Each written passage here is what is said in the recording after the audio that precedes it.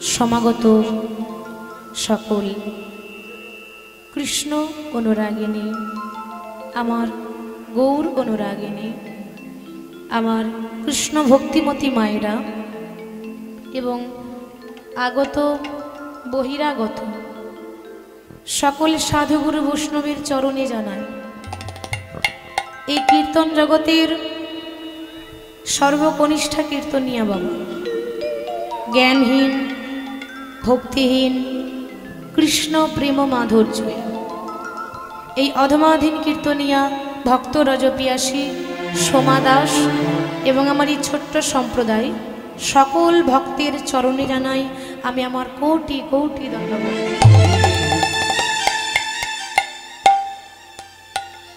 এত সুন্দর একটা মহতী হরিবাসর, একদিকে ভক্ত আর একদিকে ভগবান বসে আছে, খুব সুন্দর একটা পরিবেশ হয়েছে। একটা কথা বলি বাবা, ভক্ত ছাড়া ভগবান অসম্পূর্ণ, ভগবান ছাড়াও ভক্ত অসম্পূর্ণ। ভগবান বললেন আমার থেকে আমার নাম বড়, আর আমার নামের থেকে আমার ভক্ত বড়। আজকে প্রেমের ঠাকুর গৌরাঙ্গ সুন্দর, নদিয়ার চাঁদ গোলক বিহারী বৈকুণ্ঠের প্রতি ভগবান শ্রীকৃষ্ণ আজকে ভক্তদেরকে সঙ্গে নিয়ে নদিয়ার মাটিতে হরিনাম গাইছেন। তো এই হরিবাসরে এর আগে তো ভক্তলীলা হয়েছে, আজকে যেহেতু শেষের দিন, তো আজকে অনেকে বলেছে একটু নৃত্য করতে চায়, একটু আনন্দ করতে চায়। যাই হোক, তো ভাবলাম ভক্তলীলা যখন হয়েছে তখন একটা কৃষ্ণলীলা গাইব। রাধাকৃষ্ণের কথা, বৃন্দাবন লীলা, রাধাকৃষ্ণের মধুর লীলা, যোগী বেশে মিলন। তো বাবা, তার আগে আমাদের একটু গৌর কথা শুনতে হবে। আসতে বাবা, গৌর কথা শুনতে হবে। তার কারণ কথা বলি মা, যে কোনো বাড়ি তৈরি করতে গেলে, যে কোনো ঘর তৈরি করতে গেলে আগে ঘরের গোড়াটা শক্ত করতে হয়, তাই না মা? ঘরের গোড়া যদি শক্ত না হয় ঘর শক্ত হবে? হবে না। ঠিক তদ্রূপ যে কোনো লীলার গোড়া হচ্ছে আমার প্রেমের ঠাকুর গোড়া। আর এটা ভুলে গেলে হবে না যে এটা পশ্চিম বাংলা, আমরা বাংলার মানুষ। বাবা, বাংলার মাটিতে জন্মগ্রহণ করে বাঙালি হয়ে যদি বাংলার ঠাকুর গৌর সুন্দরকে ভুলে যায় আমাদের অপরাধ হবে না? হবে তো? আমরা সবাই জানি যে নিতাই বিনে ভাই গৌর নাহি পায়, গৌর বিনে ভাই রাধা কৃষ্ণ নাহি পায়। নিতাইকে ছাড়া গৌর পাবো না, গৌরকে ছাড়া রাধা কৃষ্ণ পাবো না। তাহলে পতিত পাবন গৌরাঙ্গ সুন্দর, যেই ব্রজের বাঁকা কৃষ্ণ সেই তো গৌর। আমরা সকলে জানি যেই কৃষ্ণ সেই গৌর, সেই জগন্নাথ, আলাদা তো কেউ নয়। তাহলে আজকে পতিত পাবন গৌর হরি নবদ্বীপে ভক্তদেরকে নিয়ে হরিনাম করছেন নদিয়ার পথে পথে ধুলাই গড়াগড়ি দিয়ে। কেন? তিনি তো ভগবান, তার তো কোনো কিছুর অভাব ছিল না মা। যার এতটুকুর অভাব নেই সেই মানুষটা কেন আজকে ধুলোতে গড়াগড়ি দিয়ে হরিনাম করছে? কেন জানেন? আপনাদের মতো ভক্তের চরণ ধুলো অঙ্গে মাখবো বলে। ভগবান যে ভক্তকে বড় ভালোবাসেন, আপনাদের মতো ভক্তের চরণ জড়িয়ে ধরবো বলে, ভক্তের চরণ ধুলো অঙ্গে মাখবো বলে ভগবান হয়ে ধুলোতে গড়াগড়ি দিয়ে হরিনাম করছে। আমরা পারবো না। আমরা যখনই কীর্তন শুনি, যে জায়গায় হয়, যেখানে হয়, আমরা একটা আসন পেতে বসবো, ধুলোতে বসতে পারবো না। কেন না? ধুলোর মধ্যে বসে কীর্তন শুনলে আমাদের দামি কাপড়টা নোংরা হয়ে যাবে না? কি গো মা, তাই তো? ঠিক তো? যে ধুলোর মধ্যে বসে কীর্তন শুনলে আমাদের দামি কাপড়টা নোংরা হয়ে যায়, সেই জন্য আমরা ধুলোতে বসতে পারি না। আর ভগবান হয়ে গড়াগড়ি দিচ্ছে। ভগবান ভক্তের ভগবান, কথায় আছে ভক্তি যার ভগবান তার। ভক্তি যার নেই ভগবানও তার কাছে থাকে না। ভগবানকে পেতে গেলে কোনো পাণ্ডিত্য দিয়ে নয়, কোনো জ্ঞান দিয়ে নয়, অটুট ভক্তি দিয়ে। বিনা প্রেম সে নাহি মিলে নন্দলাল। প্রেম বিনা ভক্তি ছাড়া ভগবান পাওয়া যায় না। জ্ঞান দিয়ে যদি ভগবান পাওয়া যেত তাহলে অনেক অনেক জ্ঞানী মানুষ আছেন, তারা তো ভগবানকে পেয়ে যেতেন, তাই না মা? পাণ্ডিত্য দিয়ে যদি ভগবানই পাওয়া যেত তাহলে বড় বড় পণ্ডিত নবদ্বীপে থাকতো, তারা তো আগে গৌরকে পেত। কিন্তু না গো, জ্ঞান দিয়েও নয়, পাণ্ডিত্য দিয়েও নয়, ভক্তি দিয়ে ভগবান পাওয়া যায়। ভক্তি দিয়ে কি করে ভগবান পাওয়া যায় তার প্রমাণ দিচ্ছে রামায়ণে। রামায়ণে এক ভক্তের কথা বলি মা, যে খুব ছোটবেলায় মাত্র 5 বছর বয়সে নিজের বাবা মাকে হারিয়েছিল। জাতিতে ছিল একটা নিচু জাতের মেয়ে, চণ্ডালের মেয়ে, নাম ছিল শবরী, তাই তো? সেই চণ্ডালের মেয়ে শবরী খুব অল্প বয়সে যখন নিজের বাবা মাকে হারিয়ে ফেললো, তার বাবা মা ইহলোক ছেড়ে পরলোকে গমন করল। ওইটুকু মেয়ে ভালো করে সংসার পর্যন্ত এখনো পর্যন্ত দেখলো না, বাবা মায়ের ভালোবাসা পেল না। একটা নিচু জাতের মেয়ে, শবরী, চণ্ডালের মেয়ে। তো সেই শবরী বলে উঠল, দয়াময়, তুমি আমার কাছ থেকে আমার মাকে কেড়ে নিলে, তুমি আমার কাছ থেকে আমার বাবাকে কেড়ে নিলে। কে আমায় আদর করে শবরী বলে কোলে তুলে নেবে? কে আমায় আদর করে শবরী বলে নিজের খাতে খাইয়ে দেবে? আমার তো আর কেউ রইল না।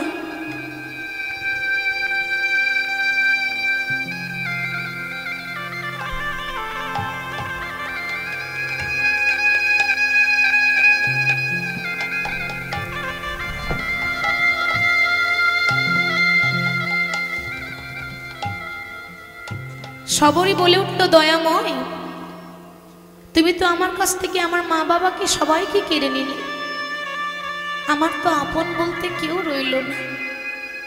আজকে তুমি পথের কাঙাল করে দিলে, কেন হবে না মা? ভগবান নিজের মুখে বলেছে, বাবা, যে করে আমার আশ আমি তারই করি সর্বনাশ। দেখবেন যারা বেশি হরি হরি বলে মা, ভগবানকে বেশি ভালোবাসে, সৎ পথে চলে, সৎ কথা বলে, জীবনে কোনোদিন কারো ক্ষতি করে না, জীবনে কোনোদিন কোনো অন্যায় করে না, তাদের জীবনে দুঃখ বেশি, তাই না বাবা? যন্ত্রণা, কষ্ট, ব্যথা কাদের হয় জানেন? ভালো মানুষে, যারা ভক্ত, তাদের জীবনে যন্ত্রণা বেশি, তাদের জীবনে কষ্ট বেশি। তাহলে শবরী বললেন, দয়াময়, আমার তো আর আপন বলতে কেউ রইল না, কার কাছে আমি যাব, কার কাছে আমি আশ্রয় নেব বলো? আজকে তো তুমি আমায় পথের কাঙাল করে দিলে দয়াময়। তবে শুনেছি এই পৃথিবীতে যার কেহ নেই তার ভগবান আছে, তাই তো মা? জীবনে কোনোদিনও নিজেকে কখনো একা ভাববেন না, সব সময় মনে রাখবেন আমার সঙ্গে কেউ থাক বা না থাক, একজন আছে, বিপদ ভঞ্জন মধুসূদন। আমার যখন কেউ রইল না, আমিও আজকে মনে মনে প্রতিজ্ঞা করলাম, দয়াময়, জীবনে যতদিন বাঁচব বৈষ্ণবের চরণ দুটো জড়িয়ে ধরে চরণের সেবা করব। জীবনে যতদিন বাঁচব বৈষ্ণবের চরণ সেবা করব। আর ভালো যদি বাঁচতেই হয়, একজনকে ভালোবাসবো, সে হলো প্রভু রামচন্দ্র। আমাদের ধৈর্য আর তার ধৈর্যের তফাৎটা দেখুন। আমরা ইহ জগতে কারোর জন্য দুদিনের জন্য অপেক্ষা করতে পারি না, আমাদের ধৈর্য নেই, আমরা অল্পতেই অধৈর্য হয়ে যাই, সেই ধৈর্যটাই তো আমাদের নেই। কিন্তু শবরীর এত ধৈর্য, ওই রাম রাম রাম রাম বলতে বলতে আজকে তার এত বয়স হয়ে গেল, ভালো করে হাঁটতে পারে না, হাতে একটা লাঠি ধরেছে। বয়স হয়েছে তো, ঠিক মতো হাঁটতে পারে না। মনে রাখবেন, লাঠি কিন্তু একদিন আমাদেরকেও ধরতে হবে, ঠিক তো মা? কোনো বয়স্ক মানুষ যখন হাতে লাঠি নিয়ে রাস্তায় যায়, আমরা দেখবেন ঠাট্টা করি, ব্যঙ্গ করি, ওই দেখো বুড়ো হয়ে গেছে তো কিরকম লাঠি নিয়ে যাচ্ছে। হায় রে, ভুলে যাবেন না, ওইরকম দিন আমারও তো একদিন আসবে। আজ আমার বেলা আছে, একদিন আমারও বেলা চলে যাবে। বেলা যে যায়, বাসনায় আগুন দিতে হবে। তো আর তো কামনা বাসনা নিয়ে পড়ে থাকলে হবে না। আজকে বেলা আছে মা, একদিন আমারও বেলা চলে যাবে, এরকম তো চিরদিন থাকবো না। হরি বল। তাহলে আজকে সবরই এত বয়স হয়েছে, খুব বয়স হয়েছে, চলতে পারে না ভালো করে, হাতে লাঠি নিয়ে যায়। কোথায় থাকে জানেন? একটা বনের ভেতরে থাকে, বনটার নাম হলো পঞ্চবটির বন।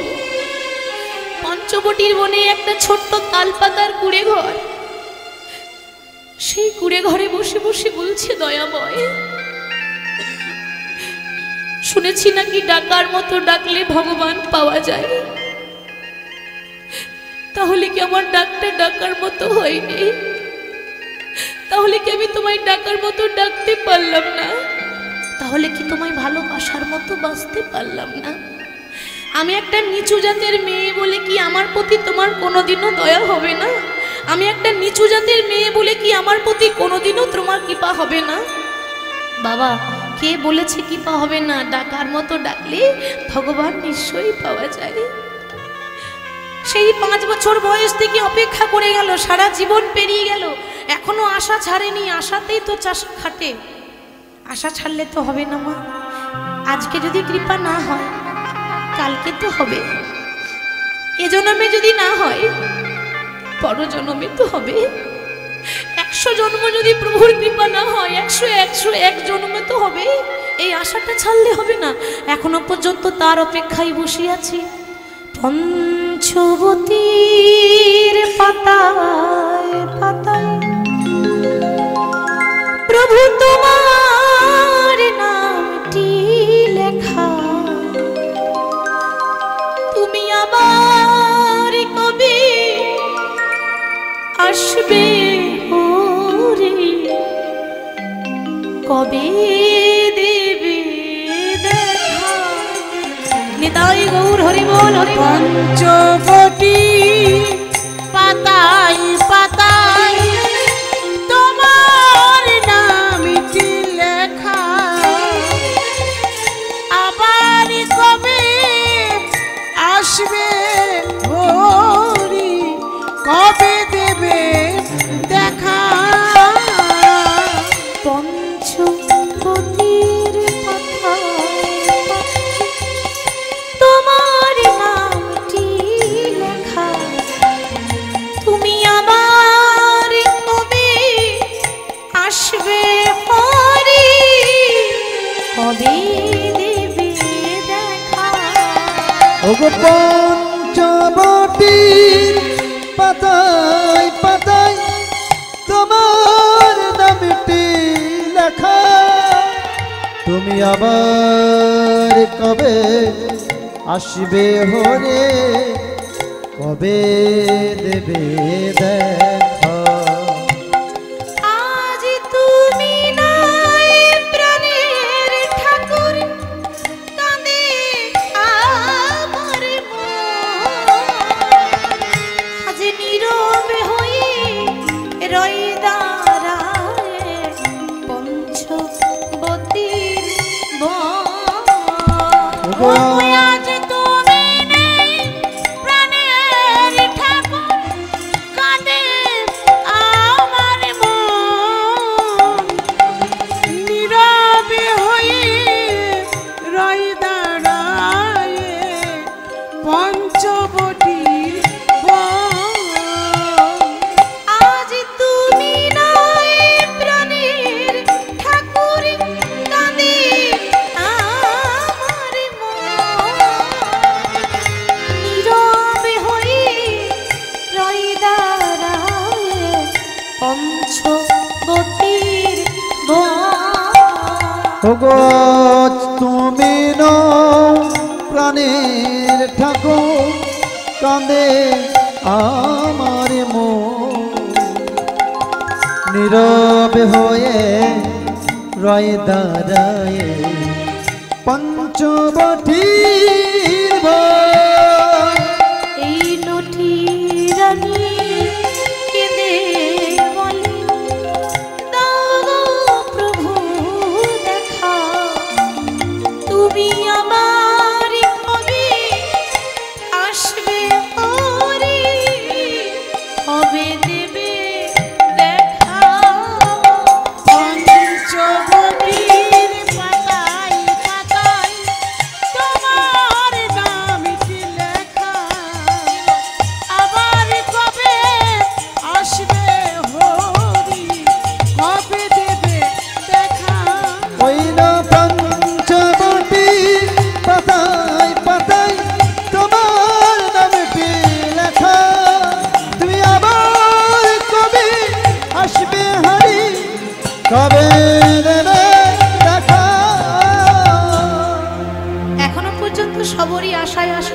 আছে। মাগো, যখন আশা করে রামের জন্য বসে আছে না, লক্ষ্য করুন ভগবান রামচন্দ্র, এটা তো ত্রেতা যুগের কথা, তাই রামের কথা বলছি। রামচন্দ্র সবরীকে দেখা দিল কোন দিন, দর্শন দিয়েছিল কোন দিন না, যখন রাবণ সীতা হরণ করে নিয়ে চলে গেল, সেদিন রামচন্দ্র ওই পঞ্চবটির বনে হাসিতা হাসিতা হাসিতা বলে খুঁজছে। কেন? আচ্ছা, আপনাদের মনে প্রশ্ন জাগে না যে মাগো, যিনি ভগবান হবেন তিনি তো জানবেন যে আমার সীতা কোথায় আছে, কি তাই তো মা? আমাদের মতো তো মানুষ নয় যে হারিয়ে গেলে খুঁজে বেড়াবে। তিনি তো ভগবান। রাম ভালো করে জানতেন যে আমার সীতা এখন কোথায়, তাহলে সীতাকে খুঁজছে কেন? বাবা, ওটা ছলনা, লীলা করছেন তো। আসলে সীতাকে খোঁজ করার ছলনা করে ওই সবরীকে কৃপা করব বলে রাম জেনে শুনে পঞ্চবটির বনে ঢুকেছে। যেই না পঞ্চবটির বনে সবরীর সামনাসামনি রাম এসে দাঁড়িয়েছে। একবার ভাবুন মা, যাকে দেখার জন্য সারা জীবন কেটে গেল, তবু তার দেখা পাওয়া গেল না। হরি বল, হরি বল। যার কৃপা পাওয়ার জন্য সারা জীবনটা অতিবাহিত করে দিল, তবু তার দয়া হলো না। আজকে সেই মানুষটা যদি শেষ বেলায় সামনে এসে দাঁড়িয়ে যায়, কতটা আনন্দ হবে। সে বুঝতে পারছে না যে ভগবানকে কোথায় বসতে দেব। কেন? তার তো রাজপ্রাসাদ কোনো অট্টালিকা নেই, একটা তালপাতার কুঁড়ে ঘর। মা সবরই ভাবছে ভগবানকে বসতে দেব কোথায়, আমার তো একটা তালপাতার কুঁড়ে ঘর। মনে মনে ভাবছি, হাই রে, আমার এত দুর্ভাগ্য, আমি এত অভাগী। এই জগতে ভক্তরা ভগবানকে বসাবার জন্য ঘরে কত সুন্দর সিংহাসন পেতে দেয়, তাই না মা? আমরা ভগবানকে রাখার জন্য ঘরে সিংহাসন পেতে দিই। আর আমার এত দুর্ভাগ্য, সিংহাসন তো দূরের কথা, ঘরে একটা আসনও নেই যে ভগবানকে বসতে দেব। আমরা বাড়িতে আসন, অতিথি এলেও কিন্তু আসন পেতে দিই, তাই না? বসতে দিই, সম্মান করি। কিন্তু সবরীর ঘরে তো আসনও নেই, সে বসতে দেবে কোথায়? ভগবান মৃদু মৃদু হাসছে, দেখি ভক্ত আজ আমায় কোথায় বসতে দেয়। সবরই মনে মনে ভাবছে, প্রভু আমার ঘরে তো সিংহাসনও নেই, আর তোমায় বসতে দেওয়ার মতো আসন পর্যন্ত নেই। কি করলো? যে কাপড়টা পরেছিল 100 জায়গায় ছেঁড়া, ধুলো বালি নোংরা ময়লা লেগে আছে। কিন্তু মাগো, কাপড়ের মধ্যে নোংরা থাকতে পারে, মনের মধ্যে কোনো নোংরা ছিল না গো। কাপড়ের মধ্যে নোংরা থাকতে পারে, মনের মধ্যে কিন্তু কোনো ময়লা ছিল না। আজকে সেই ময়লা কাপড়, একটা ছেঁড়া কাপড় নিয়ে মাটির বারান্দার ধুলোটা ঝাড়ছে। কেন? মাটিতে ভগবানকে বসতে দেবে। রামচন্দ্রকে বলছি, প্রভু তুমি নিজ গুণে কৃপা করে আমার এই মাটির ঘরটাকে সিংহাসন মনে করে গ্রহণ করো, দয়াময়। ভগবান মনে মনে ভাবলেন, এতদিন সিংহাসনে বসে যে আনন্দ পাই না, আজকে সবরীর মাটির ঘরে বসে আমি সেই আনন্দটা পেয়েছি। ভক্ত মনে মনে ভাবছে, ভগবানকে বসতে তো দিয়েছি, কিন্তু সেবা দেব কে? ওমা, ঘরে তো শাক অন্ন পর্যন্ত নেই, তাহলে কি ভগবান না খেয়ে থাকবে? না না, তেমন তো হয় না। আমি জানি আমার কাছে রাজভোগ নেই, আমি জানি আমার কাছে কোনো 56 ভোগ নেই, কিন্তু আমার যেমন জুটবে আমি আমার দয়াময়কে তেমনই দেব। ভগবানকে বসতে দিয়ে সবরই চলে গেল পঞ্চবটির বনে, যদি প্রভুর সেবার তোরে কিছু পাওয়া যায়। হঠাৎ ঘুরতে ঘুরতে ঘুরতে বনের মাঝে দেখতে পেল একটা কুল গাছ রয়েছে। মা, কুল জানেন তো, যে কুল আমরা খাই, সেই কুল গাছ দেখতে পেয়ে খুব কষ্ট করে অনেক কুল নিজের শাড়ির আঁচলে পেরেছে। আঁচলে কুল পেরে এনে মনে মনে ভাবছে, প্রভু জানি না তোমাকে কি করে দেব। যে মানুষটা রাজভোগ সেবা করে, যে মানুষটা 56 ভোগ সেবা করে, তাকে কি কুল দিয়ে সেবা দেওয়া যায়? তবে শুনেছি দয়াময়, দেওয়ার মতো যদি কারো কাছে কিছু না থাকে, জল তুলসী পত্র দিলেই নাকি ভগবান গ্রহণ করে। তোমাকে দেওয়ার মতো আমার কাছে জল তুলসী পত্র নেই। জানি না আমার এই অভাগিনী সেবা তুমি গ্রহণ করবে কিনা। চেষ্টা করব প্রভু, আমার যেমন জুটবে আমি তেমন দেব। আঁচলে করে সেই কুল নিয়ে রামচন্দ্রের কাছে আসছে। তুমি ফোটাও বলে ফুটি গো দয়াল, ঝরাও বলে ঝরি। ফুল ফুটাও বলে ফুটি গো দয়াল, ঝরাও বলে ঝরি। তুমি ফোটাও বলে ফুটি গো দয়াল, ঝরাও বলে ঝরি। তুমি ফোটা বলে ফুটি গো দয়াল, ঝরা বলে ঝরি। তুমি হাসাও বলে হাসি গো দয়াল, তুমি কাঁদাও বলে কাঁদে। তুমি হাসাও বলে হাসি গো দয়াল, কাঁদাও বলে কাঁদি। তুমি হাসাও বলে হাসি গো দয়াল, তুমি কাঁদাও বলে কাঁদে। তুমি হাসাও বলে হাসি গো দয়াল, কাঁদা বলে কাঁদে। তুমি ফোটাও বলে ফুটি গো দয়াল, ঝরাও বলে ঝরে। ফুল ফুটাও বলে ফুটি গো দয়াল, ঝরাও বলে ঝরি। তুমি ফোটা বলে ফুটি গো দয়াল, ঝরা বলে ঝরে।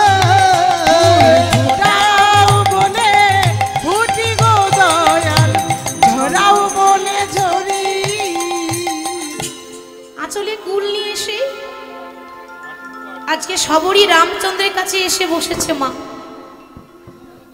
এবার রামচন্দ্রের কাছে এসে বসে আজকে যেই না নিজের হাতে সেই কুল রামচন্দ্রের বদনে তুলে দিতে যাবে, আসতে দেওয়ার আগে মনে মনে ভাবছে যে ভগবানকে দেব, তা ভগবানকে দেওয়ার আগে নিজে খেয়ে দেখতে হবে না কুলটা টক আছে না মিষ্টি আছে। কি গো মা, তাই তো আমরাও তো প্রভুকে সেবা দিই, আমরাও ভোগ দিই। তো আমরা যখন ভগবানকে ভোগ দিই দেখবেন এত বড় থালায় এতগুলো ফল কেটে দিতে হয়, দিয়ে দিই। ভগবান সেবা করেছে না করেনি সেটা আমরা কি দেখি মা? কেন? ভগবান খেয়েছে না খায়নি দেখে লাভ নেই, ভগবান তো খায় না, এটা আমরা বলি। কে বলেছে ভগবান খায় না? সেবা দেওয়ার মতো দিলেই ভগবানও গ্রহণ করে, দেওয়ার মতো দিতে হয় মা। আজকে যখনই প্রভুকে দেওয়ার আগে নিজে খেয়ে দেখছে যেগুলো মিষ্টি কুল পাওয়া সেগুলো রামচন্দ্রের বদনে তুলে দিল। রাম মনে মনে ভাবছে এতদিন 56 ভোগ খেয়ে যে আনন্দ পাই না, আজকে সবরই রেঠো কুল খেয়ে আমি সেই আনন্দ পেয়েছি। লক্ষণ বলে উঠলো, দাদা ছি ছি ছি, কি করছো তুমি? তুমি কিনা রামচন্দ্র, তুমি কিনা ভগবান, আর ভগবান হয়ে একটা নিচু জাতের মেয়ে, যার জাতের ঠিক নেই, সেই মেয়ের হাতে তুমি এঠো কুল খাচ্ছ, তোমার জাতটা নষ্ট হয়ে যাবে তো। কেন তুমি এটা করছো দাদা? আমি তোমায় ভালো ভালো ফল এনে দেবো, আমি কথা দিচ্ছি তোমাকে এনে দেবো। রাম তখন মৃদু হেসে বলল, ভাই রে, তুই ওর বাইরেরটাই দেখলি, ওর অন্তরটা দেখলি না। এই জগতে সবাই বাইরেরটা দেখেই বিচার করে। কজন আছে যে মানুষের মন দেখে, কজন আছে যে মানুষের অন্তরটা দেখে। তুই ওর বাইরেরটাই দেখলি, ওর অন্তরটা দেখলি না ভাই। তুই জানিস না, মুচি হয়ে সূচি হয় যদি কৃষ্ণ ভজে, সূচি হয়ে মুচি হয় যদি কৃষ্ণ ত্যাজে। ভগবান আরো বললেন মা, যে ভক্তিতে ডাকিলে আমি চণ্ডালেরও হই, কিন্তু অভক্তিতে ডাকিলে কোনো ব্রাহ্মণেরও নয়। তাহলে ভগবান কার? একটাই প্রশ্ন, ভক্তি যার ভগবান তার, ভক্তি যার নেই ভগবানও তার কাছে থাকে না। তাহলে আজকে ভক্তকে নিয়ে নাম করছে কেন? ভক্ত ছাড়া অসম্পূর্ণ। যেমন শাস্ত্রে বলছে যে আকাশের শোভা চন্দ্র, যেমন আকাশে যখন চাঁদ ওঠে আকাশের শোভাটা আরো দ্বিগুণ হয়ে যায় না? আকাশের মধ্যে যখন চাঁদ ওঠে আকাশটা যেন দেখতে আরো সুন্দর হয়ে যায়। তাহলে আকাশের শোভা চন্দ্র যেমন, রাতের শোভা তারা, ব্রজের শোভা কৃষ্ণ চন্দ্র, নদিয়ার শোভা গোরা। ব্রাহ্মণের পৈতে শোভা, যারা ব্রাহ্মণ তাদের যে গলায় পৈতেটা থাকে ওটা কিন্তু শোভা পায়, এক একজনের এক একটা শোভা আছে। তো ব্রাহ্মণের পৈতে শোভা, যোগীর শোভা জটা, বৈষ্ণবের তিলক শোভা, নারীর শোভা হলো সিন্দুরের ফোঁটা। সরোবরের পদ্ম শোভা, পদ্মের শোভাওলি, আর হরিবাসরের শোভা হলো আমার গৌর ভক্তমণ্ডলী। তাই গৌর হরি বল, হরি বল। আজকে গৌর হরি নাম করছে, এক রকমের তো ভাব নয়। কীর্তনের মধ্যে, ভগবানের মধ্যে, মহাপ্রভুর মধ্যে এক রকমের ভাব থাকে না, অষ্টসাত্ত্বিক ভাব, 8 রকমের ভাব। মানে কখনো কাঁদছে, কখনো হাসছে, কখনো লম্পে ঝম্পে নাম করছে, কখনো গড়াগড়ি দিচ্ছে। এই ক্ষণে ক্ষণে ভাব পাল্টে যায় মহাপ্রভু, 8 রকমের ভাব। তো এই কৃষ্ণ কৃষ্ণ বলে কাঁদতে কাঁদতে হঠাৎ মহাপ্রভু ভক্তদেরকে নিয়ে নাম করছে। শোভাটি কেমন?